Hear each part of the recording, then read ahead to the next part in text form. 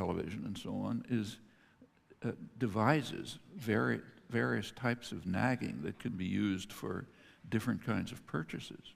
Well, the point is, the idea is to trap infants, children, into a culture of fabricated wants, so they can then be trapped into a consumer culture, and then they can be effectively controlled, along with manufacturing of opinions.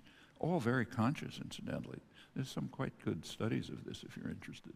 One very good book by a Canadian law professor, Joel Bacon, has just come out. I forget what it's called, something about stealing childhood or something like that. It's a very concerted effort. But quite apart from that, suppose we are to some extent trapped in it. How do we react to the fact that, of course, as you say, it's a finite world, finite resources, we're going to hit limits? Well, there's two ways. One is the way of the lemmings. We just march happily toward the cliff, and then when it turns out there's a cliff, we go over it and we're finished. Well, that's one way to react. And that's what the business world is driving us to, for the purposes of short-term profit. But they're going to fall off too. They'll fall off too, but you don't think about that. If you're literally. So, for example, in the United States, quite openly, the Chamber of Commerce, the main business lobby, American Petroleum Institute and others, are very openly, they say it, organizing propaganda efforts to convince people that global warming is a liberal myth.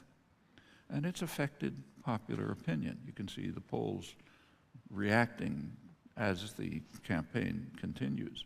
Now, the people who are running this campaign as individuals probably share your attitudes. And maybe they're members of the Sierra Club and they contribute to environmental programs. But in the capacity of a CEO of a corporation, you have a duty that you must perform. If you don't perform it, you're out and someone else is in. This is an institutional property, much harder to deal with. The property is you have to maximize short-term profit and market share. In fact, that's a legal requirement in Anglo-American law. If you don't do that, you're displaced, somebody else comes in. So there's an institutional imperative to destroy the planet, to march off the cliff. That's a serious problem. It traces back to well-known inefficiencies of market systems, which you probably learn about in your first economics course. They ignore externalities, technically. And that's a built-in institutional property, and it does lead to the leaders of the lemmings knowing that they're going to fall off the cliff too. But we don't have to be lemmings. I mean, we can deal with these problems sensibly. Consuming more of the world's resources is the advertising industry's image of happiness, but it doesn't have to be ours, and I think any sensible person knows that it isn't. It makes me think we're not coming across as being very smart here, but I do want to get onto the brain, but Okay. before we do that, can we talk about WikiLeaks for a moment?